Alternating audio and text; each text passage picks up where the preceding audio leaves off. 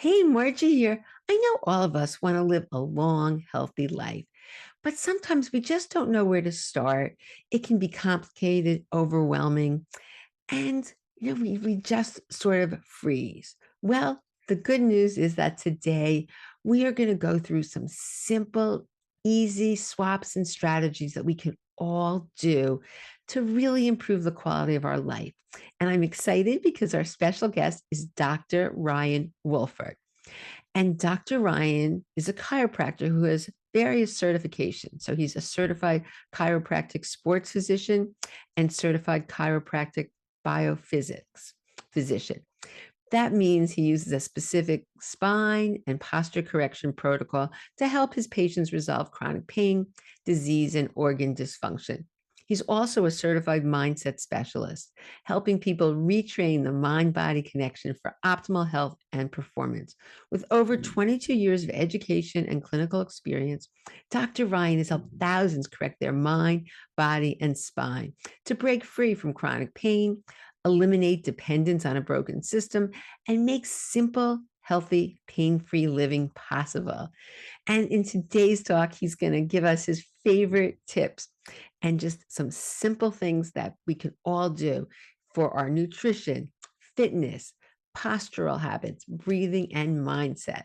So lots of great takeaways. So stay tuned. Oh, welcome, Ryan. I'm so happy to be here with you. I love your energy, the work you do, and I'm excited for you to share all these great tips with the listeners. So, welcome. Oh, thanks for having me, Margie. I appreciate you doing this. And I know you and I are very like-minded from previous conversations. So this should be really fun. Absolutely. So, I always like to hear the backstory. So how did you get started on your journey to simplifying health and healthy living and the work that you're doing today? I'm going to fast forward a little bit. I could start way back when I was in the eighth grade, and even when I was a kid, sick all the time. And when I progressed to the eighth grade and started getting migraine headaches and things like that. But, as far as the whole simplification thing going, I think that started probably about 5 or 6 years ago, actually, where I was learning more about my health, learning more about my wife's health, just our family, and introducing new services, new health coaching services into our brick and mortar office, trying to make it more an integrative approach. Because I'm trained as a chiropractic physician, do corrective chiropractic and correcting the curves of the spine using exercises and traction. So we had that down, but then we were like, okay, I don't want to say more, but how can we even untap the body's resources, the body's own ability to heal even more? So I remember a conversation that I had with our health coach at the time. And, I had already pretty much given up wheat and gluten because I knew that was a trigger for me. So then she made the comment of, well, dairy and milk is probably just as bad or inflammatory. And my belief system was that that's crazy because I grew up on milk. I'm like, I got mad. I was like, no way, because that was my initial gut reaction. And so then as I thought about it, and I told my wife, and we were already, she was talking to our health coach as well, who was in our office, because she was like just gut issues, skin issues. Every time that she would have dairy, she would bloat. My wife would say, it's like I was 5 months pregnant, and she's small. She's like 5'3", 125 pounds.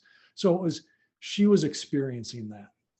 So that was like, okay, well, let's do the Whole30, that Whole30 program, eliminate the elimination diet. And within 2 weeks, my migraines, my like sinus issues got even better. They got even, less and less and less. My wife's digestive issues got, pretty much gone in that time. And keep in mind, I mean, you and I, we were already doing healthy things. We were already obviously taking care of our spine and posture. We were very fit and active and working out, and we still do. But the whole simplification was, nutrition can be simple by cutting things out. We want to make our life, even our lives more simple, our health more simple. And that was one of those instances. And that got us started even down the nutrition part of it, the nutrition part of health, because I never really concerned myself with it as I was growing up because I was active all the time. So, so that was one tipping point. And another was, and this is why I created the summit that you were so gracious to be on and sharing your amazing knowledge.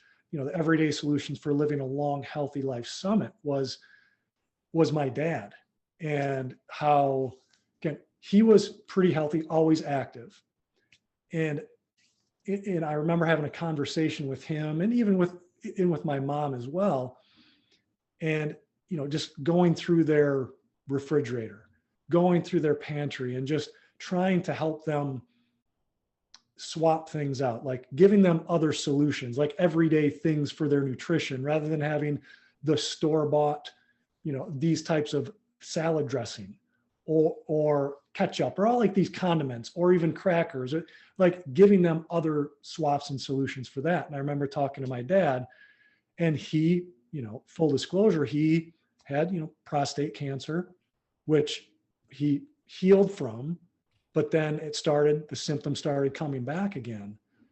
And he did a whole other thing he was always a sweet. He liked the sweets, donuts. And he wasn't like huge and overweight. Because he was always active, and he did well with cutting out the sweets. But then there were certain things that he just struggled with, and he did well, but then it would backslide. And then he'd ask, why do my knees hurt? Why am I getting this weight? And my mom would ask that, why am I getting this, like this fat around my midsection? And I said, well, if you want to get rid of that and live basically a long, healthy life with your 10 grandkids, then there's certain things you need to swap out. And he's like, oh. And this is the issue that so many people have, is they feel like it's not fun, feel like it's too hard to do, that they're depriving themselves of like everything. So fast forward to last year, and unfortunately his body was not strong enough and resilient enough to withstand the effects of infections, and was stuck in the hospital. And he didn't make it because of, a certain germ. And, that wasn't the reason why. And I totally believe this is, if he would have made these simple solutions, not just as nutrition, but just as everyday life, these everyday strategies and tips that I'm sure we'll go over a lot of them today concerning nutrition, posture, fitness, and just simple things like I'm putting this out there right now, chewing your darn food, instead of just standing and eating and inhaling it, to sit down, take your time. It's not just what you're eating, but how you're eating it as well. So unfortunately, yeah, he didn't make it. And, with our parents, it's always hard to accept that maybe you could have helped them, but more than likely, maybe not, because how often do your parents really listen to you, just like the kids listen to their parents a lot of times, until it's not too late. But that's how I got started. Like, how can I make this simple? For me, years ago, simplify my health so I can make it more sustainable. And now, again, just looking at my dad, and my mom is still alive, looking at her, it's like, all right, now let's not go down the same path, because she has, comorbidity type issues as well. Yeah, so many people look at her and say, all right, you're healthy. It's like, healthy is functioning, everything functioning at its highest level. And if I can see it's not, well, this is right up your alley, if your bones are getting osteoporotic, if your bones are losing their strength, which hers are, if she's has a genetic predisposition to breast cancer, which she does. Like, how can we mitigate those risk factors and help build your body up? So and we want to do it simply and easily so that people can sustain it. I love all this. And I have a similar story. My mother passed away really a long time ago from ovarian cancer. And at that time, I wasn't even a health coach. And similar to you, I entered this field as a physical therapist. So working on the body. And I only got into health coaching when my son got type 1 diabetes. And I saw the power of food. And I was working with all these people with osteoporosis. And I said,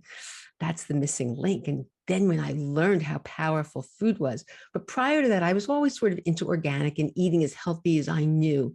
And so when my mother, one of the first things that my brother and sister-in-law, what we did for my mother was buy her a juicer. Now I don't really use juicers because there's so much sugar in that. I'd rather use just the blender. But anyway, at the time, I thought that was one of the best things I could do. When she passed away, it was never opened. The box was never opened. So, we try and we want to help with our best, but you can't, so I love that. And I always think to myself when someone will tell me, okay, they saw the doctor and they put him on this kind of medication. And I thought, why didn't they just change their diet a little bit? And I saw that with my father-in-law who had type 2 diabetes, and he had gotten sick, and my sister-in-law and I were doing all the cooking, and we changed everything. He could have gotten off insulin just from making some minor changes. So that's what I love. And that's what's so empowering about the work we both do, that these simple changes can really, we're not making this up, because I know both of us see this in our practices, little things, just like you said, that chewing. Well, for everybody with osteoporosis, it's not just eating the food, it's chewing it. So let's dig right in, because you have so many good things. So let's start with nutrition. So give us your best things that people listening can implement. And then everybody listening, see what resonates most with you. And then as Ryan said, he has this amazing, I'm so excited about your summit, because you're actually doing things, like you're actually having people demonstrate. And I know he had me actually do a lot of, I'm trying to remember all the things I did, but I did some Tai Chi and some balance exercises and some of my favorite things that really help balance and strengthen. Yeah. Anyway, so let's start with nutrition. So you said, Yeah. number one, chew your food, which so many people shove it in. And I used to be one of those, and it's so important. So maybe give us like another nutrition tip, which you think Well, is really helpful. you mentioned it, the smoothies. I love smoothies. And sometimes people think it's, too hard. I don't know why, but maybe just because I've been doing it for so long. I make smoothies for myself. And when my daughters were younger, I would make one for them and this is like a simple thing that I did with them, is because they're not big smoothie fans, or they weren't, and they still aren't. But I did it when I would make their breakfast. It would have like little 2 to 3 ounce cups.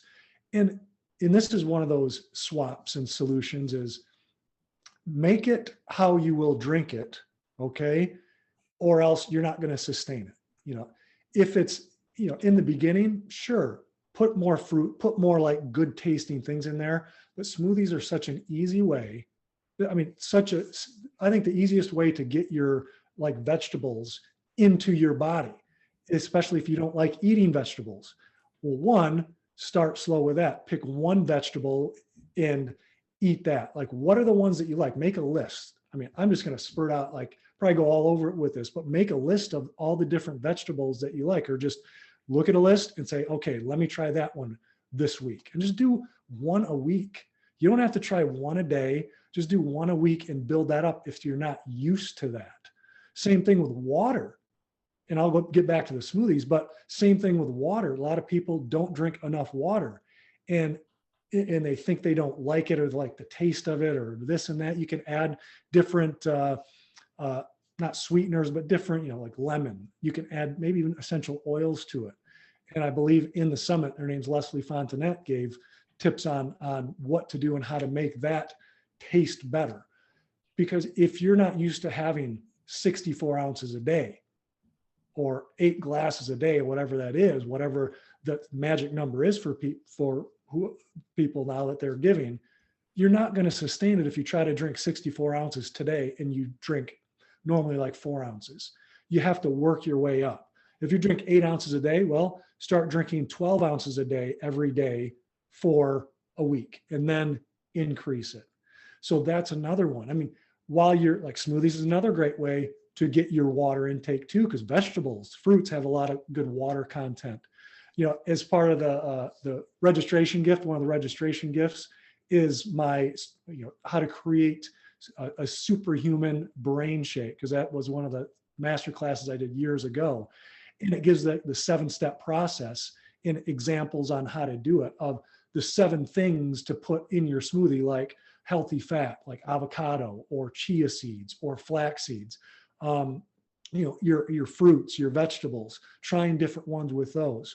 Uh, Getting a high, bone broth. I'll put like as the liquid, so some type of liquid that you want in there.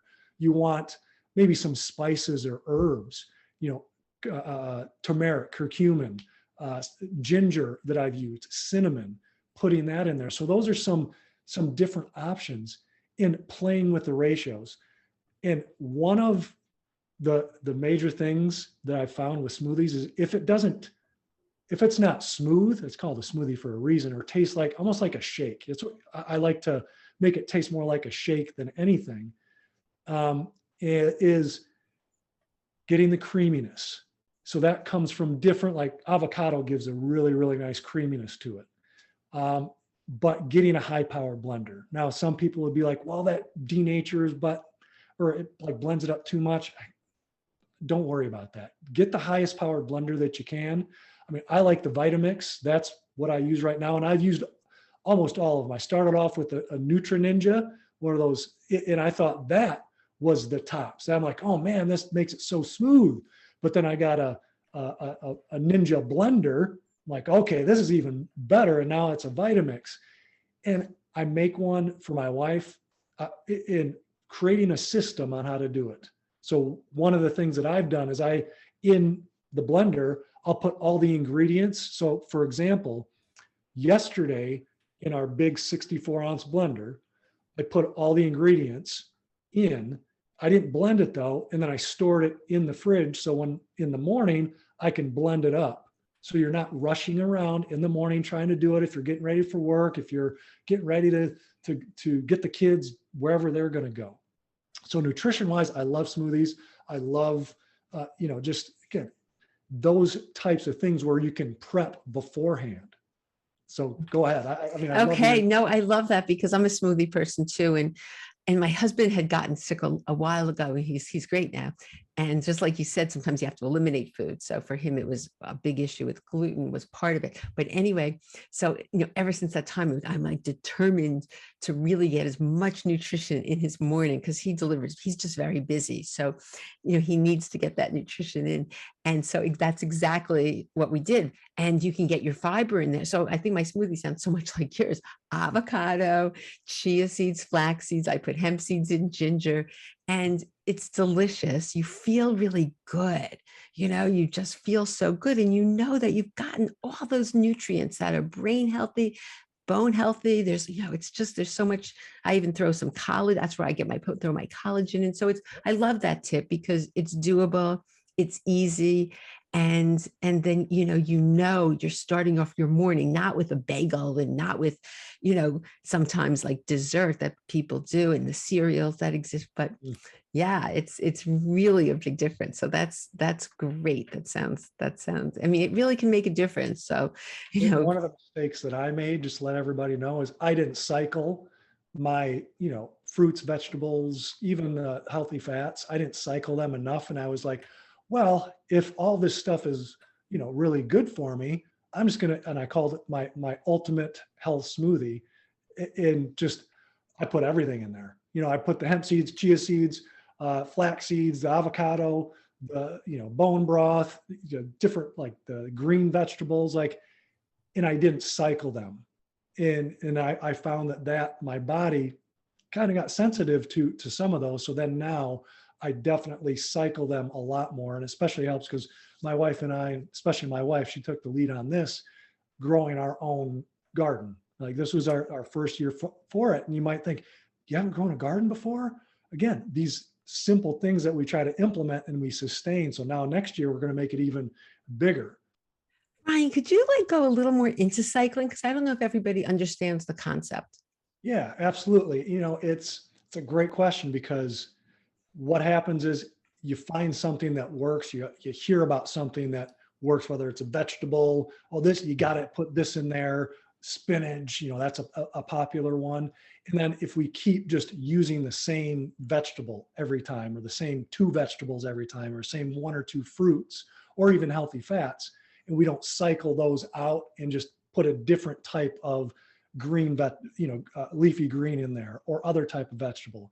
So maybe instead of just putting using spinach in all of your smoothies every day, well, maybe use some kale, or use some like just mixed greens, or Swiss chard, those types of, or collard greens. So then you're mixing it up, and some of those can be a little bit, I want to say tougher, but like, that's why a high powered blender is so nice, because it blends it right up, gets it nice and creamy. And another one I just thought about, especially with like vegetables, and so they don't go bad. If you're worried about getting like fresh vegetables, another simple solution, everyday solution, is get frozen. Make sure they're organic. Go to, like the big bulk stores, like for example, Costco has a really good selection of organic frozen vegetables. Zucchini spirals, I use those in in my smoothie too, just to make it even easier to prepare them. So that's what cycling is, just substituting, swapping out one vegetable or fruit or fat or whatever, so you're not eating that same food over and over for months on end. So it's good, I would say, every month at least to do that. But even if you want to do it every week, you could do that too. Okay, thanks. It's interesting in the summer, what I love doing, and there's a farmer's market here, and there's a person she does all the sprouts herself. So I buy all these fresh sprouts, like broccoli sprouts, and, what are they, sunflower sprouts, all these things. And that's such an amazing thing to throw in smoothies, because they're just powerhouse full of, great, they're organic and they're fresh. It's so good. Anyway, I love that. And that's an ezy way to get nutrition and fiber, because fiber is something that so many of us are really devoid of, and as well as you can get so much nutrition in that smoothie with the vegetables. And so yeah, that's great. Okay, so all right, so that's nutrition. Let's go into your fitness tips. I'm dying to hear what your big fitness tips are for people. So I mean, I like I think you're very similar to this. I like a balanced type approach to it. It depends on what your goals are. If you're a power lifter, well, you're going to be a competing power lifter. Again, I'm not sure how many people are doing that. Then that takes a specific type. But in general, for us wanting to live like a long, healthy, active life forever, we want to move. We want to have balance. We want to have coordination. We want to have strength, because strength is a big part of living and being able to be active our entire life without depending on drugs and procedures and things like that. So my fitness type things that I love is making sure that we do some sort of mobility, flexibility type training, whether that's, for me, what I do is in the morning, I'll do something like a 5 to 10 minute routine where I'm like a 7-minute morning mobility, I call it, where I'm basically taking my joints, my hips, my shoulders, my spine through different ranges of motion in a 5 to 10 minute period of time. So that's what I love to do. And so mobility is one. Number two is getting some sort of strength type activity. Maybe not, well, I pretty much do something strength wise every day, not at the maximum level, but I'll move some weight around. Whether that's if you want to pick up some rocks, or if you're doing outdoor work and moving that stuff around, if you want to put it as part of your day, or if it's with weights, or if it's just your body weight. That doing calisthenic type works, maybe just squats or push-ups. You might think, well, I can't do my whole body weight. There are definitely modifications. I mean, there huge modifications that you can make on those things. Now, one body weight exercise where actual like elastic bands or weights are better is like a pulling type motion. Like what I mean by that is like if I'm pulling down, like a pull-up type thing, that's a lot of times too hard for people to do, me included, way back when. I remember when I was, probably about 15, 20 years ago, I could do maybe a couple of pull-ups just because I didn't do it very often. And it was just your whole body weight. Think about that. If you weigh 150 pounds, you're trying to lift 150 pounds. So using elastic bands, nice and, nice and in, uh, it creates less barrier of entry where you feel like, okay, I can keep doing this, less soreness. Uh, Making sure with these strength training activities, you do different motions. And I call them like there are 8 different motions that the body does. And just for simplicity, there's different types of pulling, there's pushing. So there's a vertical pull, vertical push type exercises. So a vertical push would be like a shoulder press where you're pushing up. A vertical pull would be like a pull down type activity. A horizontal push and a horizontal pull. So horizontal push would be like a push up or pushing away. A horizontal pull would be like doing a row type thing. And if you're wondering what that is, it's like pulling it towards you, squeezing your shoulder blades. And sometimes you don't even need any weights for doing stuff like that. For patients, I'm like, okay, I just want you to squeeze your shoulders together, your shoulder blades together. For a lot of people, that's enough for the strength part when they're starting. So there's like 4 type motions there. Squatting, that's a hip pushing. Hip hinge, which I go over actually on our summit, is how to bend at the hips. So many people miss that. Like, it's called a hip hinge. I mean, you see it, I'm sure, all the time too, Margie, right? Where people are just so slumped over and they think, so then they use their spine and their back to bend down for these everyday activities, like washing your hands, like bending over the sink to like clean, or picking up different toys. If your dog leaves stuff out, if your kids leave stuff out and you're picking those up, most often we're not going to squat down and up to get little things, but we're going to bend from hopefully our hips. But if we don't train our body to do that, which it gets out of the habit of that because we sit too much, we're slumped over too much, and it loses that strength. Not many We have people. to stop with this because this is so important. This is absolutely really important for every single person to listen to this, because what happens from a couple perspectives. So it's interesting. Like, let's go back. I was in Japan many, many, many years ago, and I couldn't believe what was going on at the bus stop. 80-year-olds, 90-year-olds were all squatting because that's what they've learned in their culture. And they have that motion. And even if you look at a little kid, how do they move? They squat. They don't bend from the waist and they don't round out. So it's just somehow we threw kids and we threw people into these chairs, just like you said. So we have a population who thinks it's okay to bend and pick things up from the waist. Well, with osteoporosis, they found that forward bending, there was a study done at Mayo Clinic, 89% of people who did rounding exercises had fractures in their in their thoracic spine, vertebral fractures.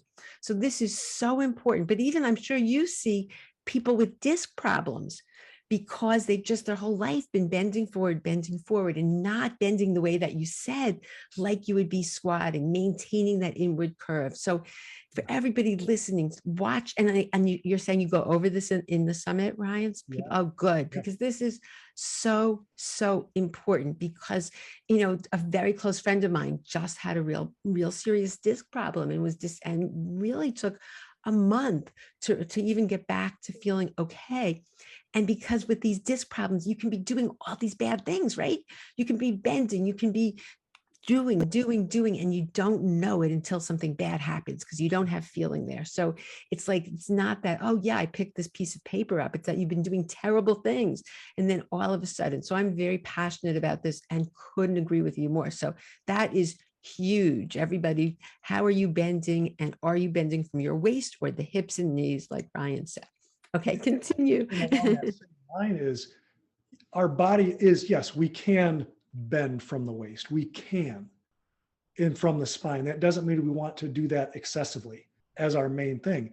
And on top of that, we get predisposed to bending incorrectly because of just how you started off, how we are put in this position of sitting all the time and slumping over. So now that's what our body gets used to. And our bodies and brain especially is a master of compensation. So whatever you teach it, whatever position you teach it, is it's going to keep doing that over and over again if we keep doing that excessively. So sitting and how you're even your posture, which can lead into our next tips Okay, take it away. is Posture. you know I will finish up with fitness because there's one other area I Oh, want to yeah. talk. But if we are excessively chronically in these postures, like we are at the computer, like we are on our phones, way too much, like kids are, now we're predisposing these kids to spinal and health problems way sooner than what I don't want to say what they should be, but what you would think kids would have. So I love that. Now to wrap this one up, like the third aspect of fitness that I want everybody to make sure they have, and you cover this beautifully in the summit on yours, is balance. Balance and just coordination and neural and like motor skill and control is knowing and getting that relationship and getting that connection with the brain and the body. So those types of activities could be Tai Chi, Qigong, yoga, like even playing a sport, whatever that is, to get that fitness aspect of the brain involved with the body too, where you're actually having to think a little bit rather than just walking ahead, which again, sorry, I guess I got another one, the cardiovascular part of it too. So really there's, I guess, four. There's the mobility, there's the strength, there's the motor and skill, and then also the cardiovascular aspect of training. I think most people are more are more educated about the cardiovascular part of it. So we don't need to go too much into that. Basically getting the heart rate up, making sure, again, whether that's through a sport, whether that's going for a walk and actually going a little bit faster, walking a little bit faster, making it a little bit more intense. So then you're increasing the blood flow throughout the body, getting the heart pumping, getting, all that, the good oxygen to the brain. Because I love, I'm always referring to this because I love it. I'm referring to the summit that we're doing because Dr. Peter Kahn goes over how exercise is so important to deliver oxygen and fuel to the brain. So man, yes. So those are the fitness strategies and solutions that I have for people. Okay, let's go into probably my favorite because I've seen this completely transform health, completely mindset. So tell us your favorite mindset tweaks and what do you tell people to do with the Oh mindset? boy. Okay. This is beautiful. Again, to get more in depth in this, I don't want to keep pointing you to the summit, but it's free to attend. Definitely do that. Margie does a great job of explaining the happiness habits. She puts that in there. Brian Grasso talks about the 4 pillars of mindset. The practice of mindset, and that's who I trained under, and that's the eliminate your limit system. Who else? Leslie. Well, what can you tell us? We'll finish what the people, but then you have to give us some things that we could do. Oh, heck yeah, absolutely.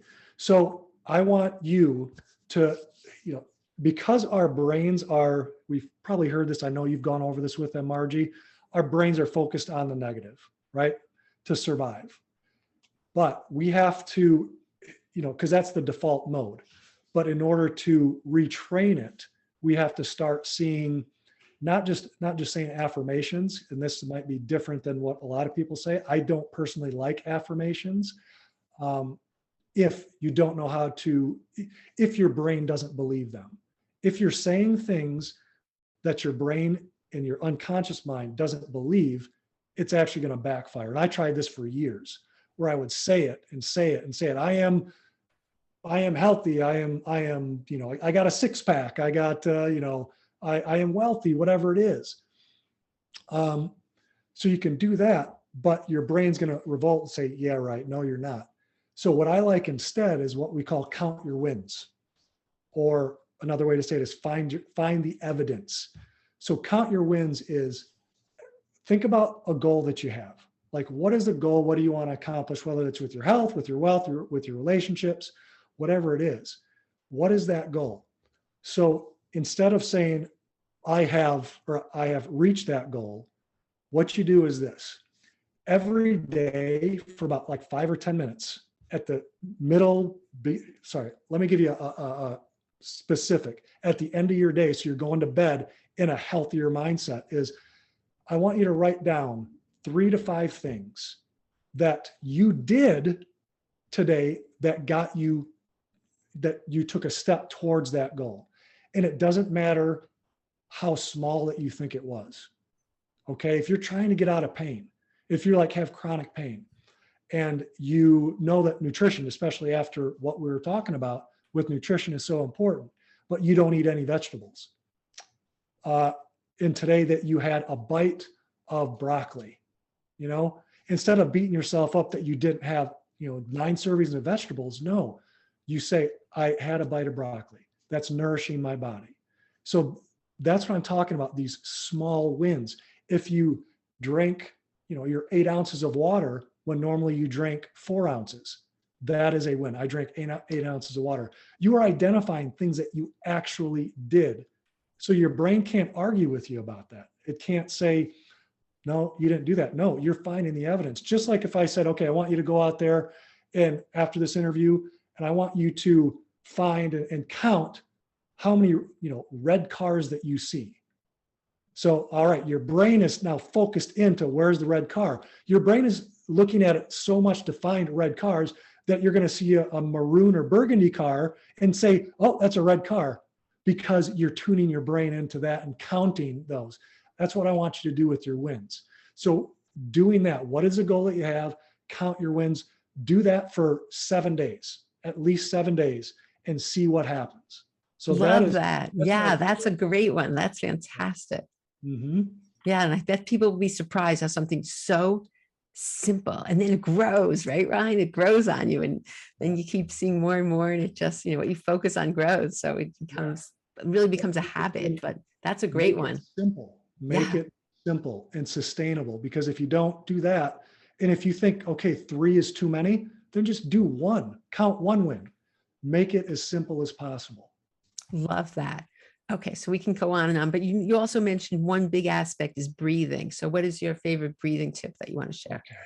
I love that. Breathing. So most people breathe too much, right? They think they need to breathe more than they do. And when you say take a deep breath, what do? I want you to breathe so it looks like you're not even breathing. Breathing light, okay? Breathe light. So when we say breathe deep, that also means breathe light, because we want, by breathing deep, that means down into your diaphragm, deep into your gut, essentially. That's where it is. We don't want to be a chest breather. And again, this goes so much, is intricately related to our posture as well. Because you'll see people with the poor slump posture, they're a lot of times mouth breathers. So that's another solution, is breathing through your nose. Our nose are for breathing, our mouth is for eating. So breathing through your nose, light. We don't want to see your chest move. We just want to see your diaphragm move. So breathing through your nose, to make it simpler, is mouth. Again, it's hard for me to describe breathing through your nose when I'm talking. All right, to keep your mouth closed, but mouth closed, put your tongue up on the roof of your mouth behind your teeth. Okay, and sorry for putting my hand in front of the microphone. Hopefully you can still hear me. So that is, again, these simple things. And I'm so happy that you brought up breathing, because just to give a little, background is, okay, why are we talking about these simple basic things? Because the simple basic things is what gets the job done, because we're doing them over and over again. Breathing, just because we are breathing, and if you're listening to this, you're obviously breathing because you're alive, that doesn't mean we're doing it effectively or in a healthy way. Breathing is one of those things. We think we're doing it correctly. We think we're helping our body heal with how we breathe because we are breathing, but we're breathing too much. We're breathing too heavy. We're breathing with the wrong pattern, in a dysfunctional breathing pattern. So to reset that, this is what we're talking about, is mouth closed, breathing light through your nose. And I want you to breathe so light to where it's like you're trying not to move your nose hairs. That's how it's been described. So you're breathing in and even breathing out through your nose. Now, if you breathe out through your mouth, that's better than, or sorry, that's more acceptable than breathing in through your mouth. But breathing in and out through your nose, getting used to that, training your body with that. And do you know how many breaths per minute you should have that they found for to be healthy, to live a long, healthy life in a functional breathing pattern? Tell us. Six breaths a minute. So 5.5 to 7.5, somewhere in that range.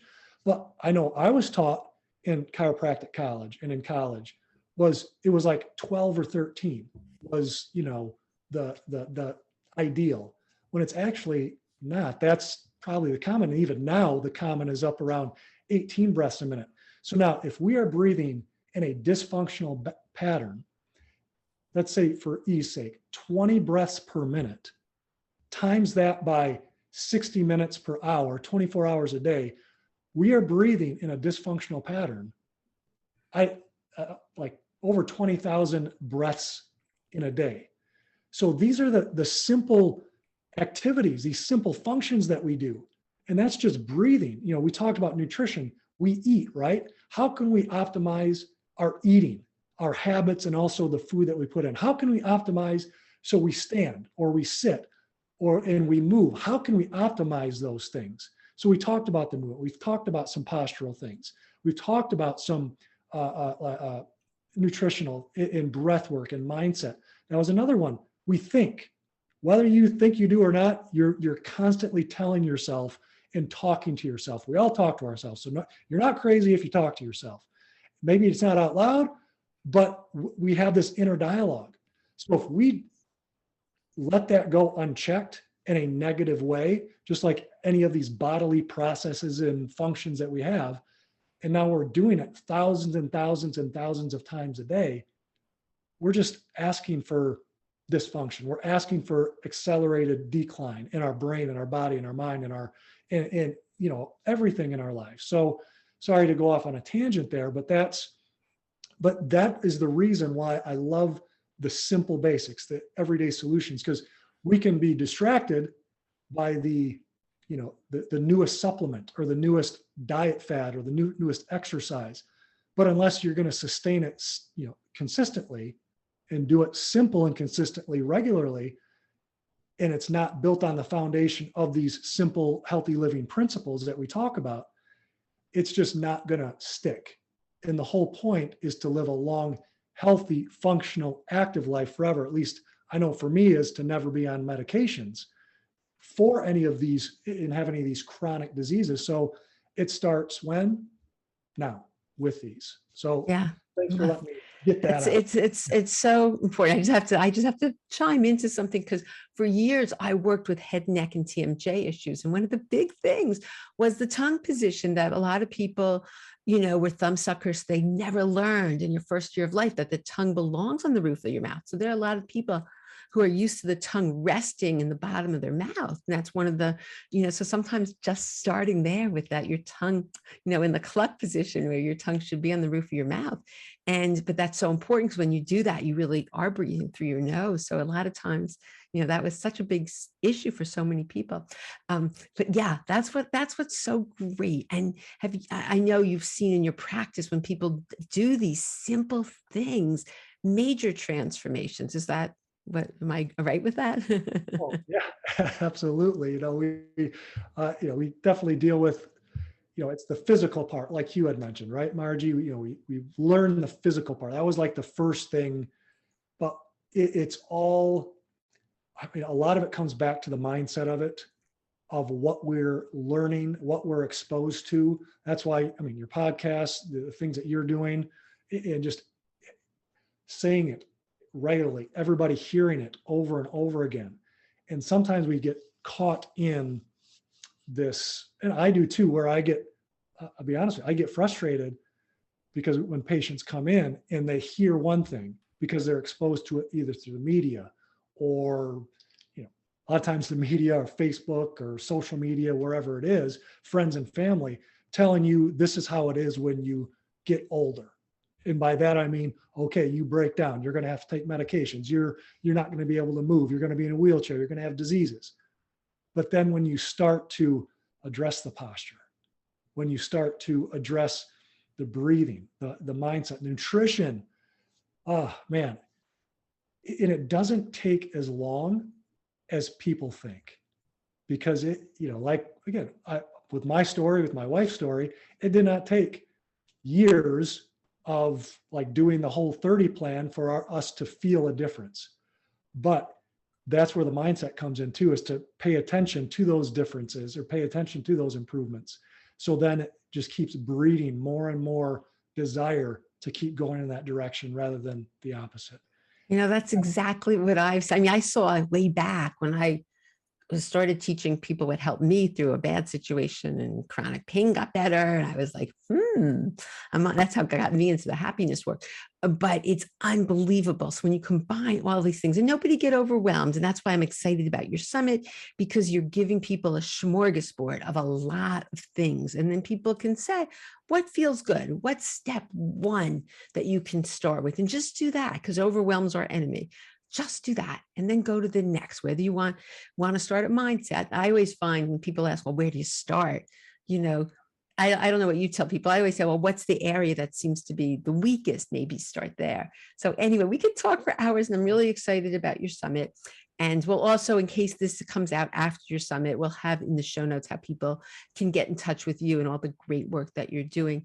But is there any last minute thing or one takeaway of people, you've told so many good things, but that you want to, if there's one thing you want to leave everybody with, what would that be?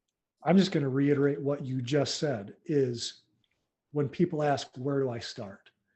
And I love that tip. I'm going to stick with that one, is where do you feel like you need the most work, or you feel the weakest area? So you could start there, or you could go the opposite and Yeah. say, to build that, that counting your wins thing. If it's easy, if health is the easiest for you, Momentum, build the good health build momentum, right? Yeah. exactly. So start wherever you want to see the most improvement, start there. Or if you just need that little prove it to me, like to prove it to yourself, look, I can do this. So I'm going to start from an area of strength rather than area of weakness. If nutrition is a strength, well, keep building that up. If it's, I know it sounds a little bit off, but by building up your strength, that's going to help the mindset, and you're going to expand into different areas too. Love it. It's all such a win-win. And you're a very positive person. And I love that. And the good thing is, and this is what I see, I know you see this in your practice too, is that doesn't matter what age, because a lot of people listening have osteoporosis. And then they're like, that's what forced them into eating better, into exercising. Maybe they were a couch potato before, into, and they've listened to me and learning about mindset, and they have to reduce stress because that's bad for your bones. But what's happened is they've never felt better in their lives. When they start doing these things gradually, they look back and it was really a silver lining, just like a lot of diagnoses are, because it makes you reevaluate your life and see what to do. So I'm very grateful that you're offering the summit with really to-dos, because this is a little different. I know what you asked me to do is different than I'm usually asked, to truly show things people can do. So I actually demonstrated the exercises, and I know you have people really telling, am I right about that in terms of the summit? People are I really, mean, there's a few that have, I mean, there's a lot of interviews. I shouldn't say yeah, a lot. I only have 15 people doing presentations. So you're not, again, going to be overwhelmed with that. Yours is definitely the most demonstrated oriented. So definitely, I mean, that's on day 3, I believe, with the fitness and sleep and recovery. So yes, we definitely, I know I did a lot of demonstration, especially great. the fitness part of it. Yes. Yeah. Fantastic. Well, I'm really excited about it. And thank you for doing that. And thank you for sharing these great tips. And everybody listening, this is so exciting, because there's so much that can be done and really change your life. That's so that you look back and you're like, wow, I feel better now than I did, before. So it's all good. Well, thank you so much, Ryan, for being here and sharing this with us. And I'm excited for the summit. Thank you. I hope you enjoyed my interview with Dr. Ryan. And now some swaps and strategies you can put into your life. And the best news is that these can make a big difference, both in your bones and overall health. All the links that Dr. Ryan talked about will be in the show notes, including the link to his summit, which you don't want to miss. There's all sorts of great information. And I made sure on my interview to really show my favorite quick osteoporosis exercises that you could throw into your day in terms of balance, qigong, posture. So definitely check that out. And thank you so much for coming. And I look forward to seeing you on the next episode.